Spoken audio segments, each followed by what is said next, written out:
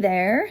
My name is Rayanne Mullins. If you don't know me, I am what I call a nourishment coach. I love to help people nourish their mind, body, and soul. And I do that through helping people with their relationship with food, their relationship with themselves, and also just how they move their body and their other healthy habits.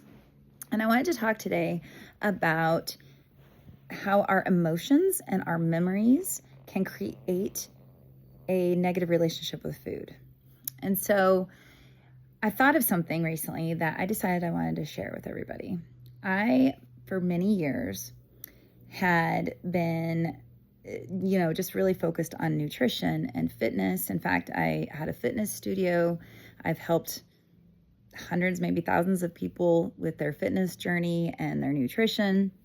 But just in the last few years, I've really shifted more into helping people figure out what really gives them joy in life. And I think so many people misunderstand their relationship with food or misunderstand their relationship with their body. And they feel like if they could just get the perfect body or weigh the certain, number on the scale or wear a certain size, that they're finally going to be happy. And just through my own life experience, I've realized that, no, that's not really what gives us joy. Oftentimes we find our joy and then the body and the habits follow. But so many people have it backwards. We try to force ourselves into healthy habits and create a body first to look for happiness. And I truly believe it's the other way around. Anyway, I'm getting to my story. So this week, this is actually really funny. I decided that I was going to really work on my relationship with food, which I've been doing for years. But I found a little hidden issue that I had with food that I don't know that I realized was there. Maybe I did, but I shoved it way down, and it's just recently come about. And so here's the deal. This week I had 6 burgers. I had 6 hamburgers. 6. No, well, 6. Yeah, 6 of them.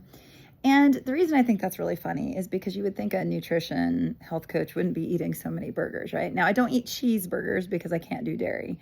But I get these really good gluten-free buns. I caramelize some onions. I make a burger sauce. I put pickles. It's so delicious.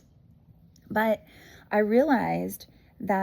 recently I realized that I have this visceral reaction to somebody saying the word cheeseburger or burger.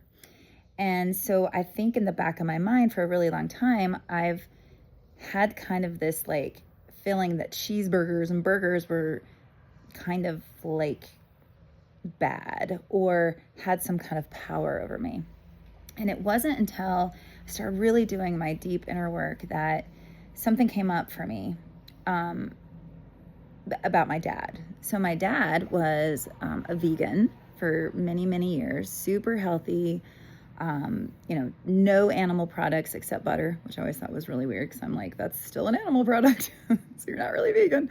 But anyway, and so I, for many years, wanted him to feel proud of me. And so when I went away to college, actually it happened before I went to college, I decided I was going to be vegetarian. I wasn't vegan because I wanted cheese and yogurt and stuff like that. But I thought that by myself going vegetarian that I would impress my dad. And so I tried it. And I went away to college and I was still a vegetarian at this moment. And my dad came to visit. And he'd been there maybe 15, 20 minutes, and he gave me a hug, and he's such a nice guy, so funny, the best laugh ever. And I just adored him. But he came up to me and he poked me in the belly and he said, "Looks like you've been eating too many cheeseburgers." And I remember thinking, well, many things. Number one, it hurt my feelings. And yes, I had gained weight, but it wasn't cheeseburgers. It was probably all the white bread and the beer that I discovered when I was at college. But, and all the cereal dispensers that they had in the college cafeteria. I had never seen so many different kinds of cereals in my life. And I ate a lot of cereal. You know why? Because it didn't have meat in it, because I was a vegetarian. This is before I really understood nutrition fully. So anyway, that's probably why I'd gained a little bit of weight. But my first thought was, oh my gosh, he doesn't listen to me. He doesn't hear me. I've told him over and over and over that I don't eat meat, that I'm a vegetarian. So that was the first thing. And first of all, it hurt my feelings that he called me fat. That was how I interpret it. Looks like you've had too many cheeseburgers, AKA you look fat.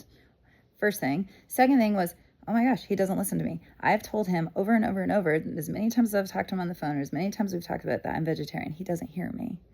So two really big moments in my life, two big thoughts, moments that popped in my head. And, if you follow me, I really believe in core wounds, and I do believe that we create protector parts in our system. And I think immediately I had a protector part pop up that was like, you're not good enough.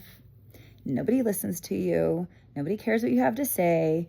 Doesn't matter if you're vegetarian or not because you're fat. So you might as well go back. So guess what happened? I started eating the crap out of cheeseburgers. Because in my mind, I was like, why does it matter? I'm going to eat cheeseburgers because nobody cares. Nobody listens to me. I might as well. And I did. I went back to eating meat, and I'm glad I did because I need the protein, and I actually do better on, being a carnivore. I eat meat. And so anyway, fast forward to doing all this inner work that I've been doing. And one of the things I like to tell people is, listen to your body. Like, what do you actually want to eat? Like, no food is off limit. No food is bad. Food is just food. And then we create labels around it. And even though I teach this, I realized I was still doing it. And so this week, I was like, you know what I want? I want a freaking burger. And it was so good the first night that I made them again the next night. And my husband's like, whatever you make, I'll eat it. And then I had it again. And then again, 6 nights in a row, I made burgers for dinner. Now, I admit, I'm a little bit sick of them. We're going to be done with those for a while. But I want to point out, too, that I took away, by eating a burger with no restriction around it, I took away this meaning. There's no meaning. It's not good or bad, the food. It's not good or bad. The way I look at a burger now is it's protein, a carb, and then I added some fat, whatever. I had a salad with it, by the way. So I had some fiber on the side. But my point is, a burger has no power over me, right? It has no power over me. I get to choose to eat whatever I want, whenever I want, and I don't have to associate a feeling, a memory, or a protector to it, okay? So I wanted to share this with you because, me eating 6 burgers this week might seem kind of irrelevant, weird, but the point is, I had to show myself that I can eat whatever I want, and it doesn't make meaning. There's no meaning. My worth is not around what I eat for dinner. My worth is not around burgers or salads or being a vegetarian or not being a vegetarian. It has nothing to do with it, and either does yours. So what stories, what memories, what experiences have you attached to certain foods? Have you created foods in your life that seem off limits because you've attached something to it that makes you feel not good enough or makes you feel bad?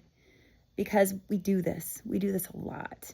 And so I just am wondering for you, where in your life have you created rules or restrictions or meaning around foods that really you could just be enjoying and not worrying about?